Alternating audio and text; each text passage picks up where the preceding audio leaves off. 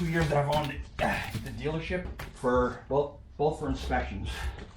And both times they take off the wheel, and both times they over tighten it. You tell them not to, but they still do it anyway. Sorry about the lighting, but I'm got a 14 up down here's a 14 millimeter. There's another 14 millimeter up here. Sorry about the lighting. I'm doing this real quick. What I like to do, I just grab the whole wheel and turn it so you can access these bolts easier. Dark garage. You use a wrench. You use a just a regular socket, or you could just use one of these electric. Because I'm just lazy, so I'm just using the electric one. Turn it the right way.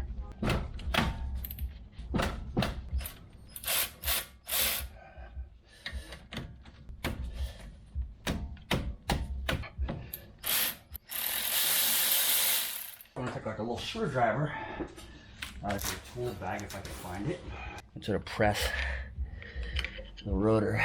Just grab the rotor, grab it using leverage, press it back just a little bit so you can swing the caliper up.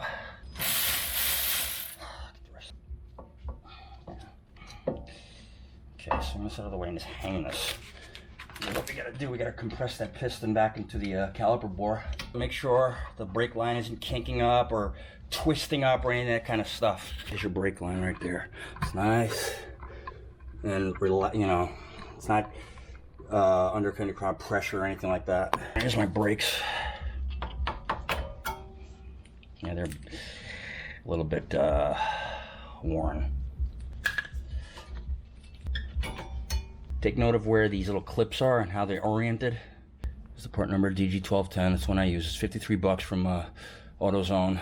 Duralast Gold ceramic. I've had great luck with them in the past, so I'll continue using them. Get all your hardware and all your crap that you need to do this. Take note of how everything's oriented and put it back in the same way.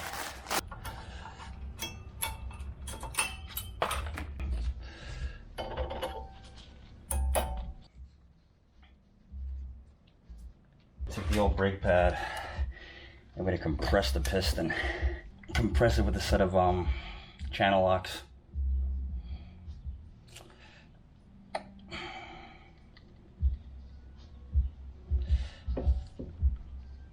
There, that easy.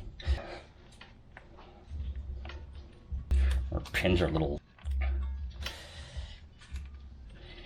could be a little better. Pull the pins out with some silicone paste.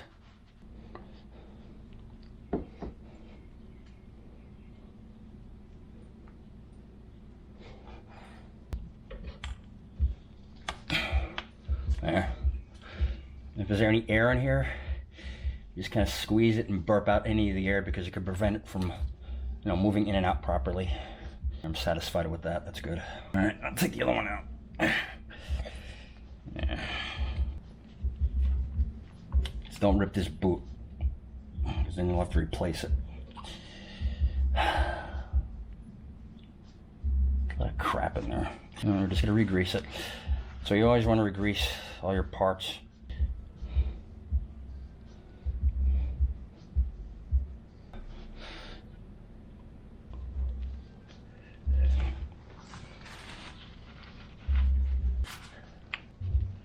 In and out, in and out, nice. All right, let's get this car back together. Put the clips on.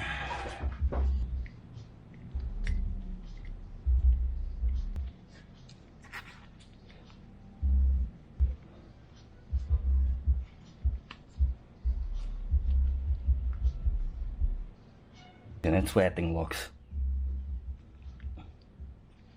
The clip. There's the wear sensor right there. So when your brakes wear down, it makes a noise. You want this fat part on the back to the backing plate. All right.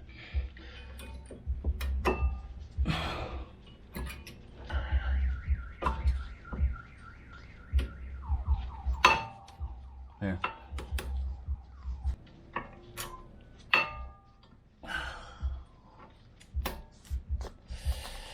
And this is where the fingers contact the like up here, where the fingers contact the backing plate, and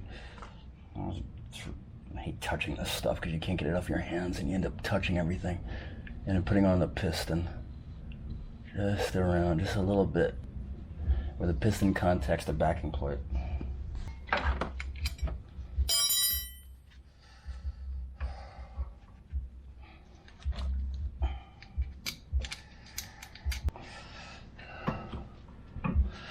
Should go back together nice and easy, just like that.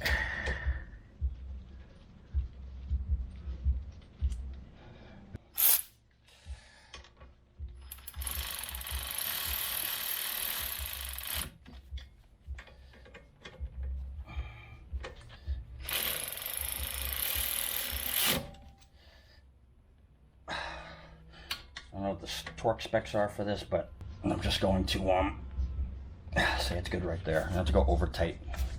I go through the other side. I'm not going to film the other side because it's the same exact thing. You know, it's just on the other side. Brakes should move nice and easy, just like that. So the guide pins are sliding nicely. Let me go do the other side. All right, I'll be right back. All right, left side, right side's done. Took all of 10 minutes or 15 minutes or however long it took. Make sure your brake pads are on. Okay, man. Before you do anything, we're gonna get in here and pump the pedal. Pump the brake pedal a few times so you get a nice hard pedal.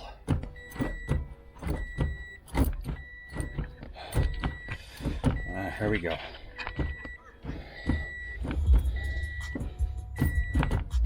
Because if you don't do that, the first trip you take, you're going to be in for a wild ride because you're not going to have any brakes. So you want to make sure it's nice and hard. It's not moving anymore. So both sides. Make sure everything's nice and tight down there. And that's it. Put your wheel back on. You're good to go. Perfect.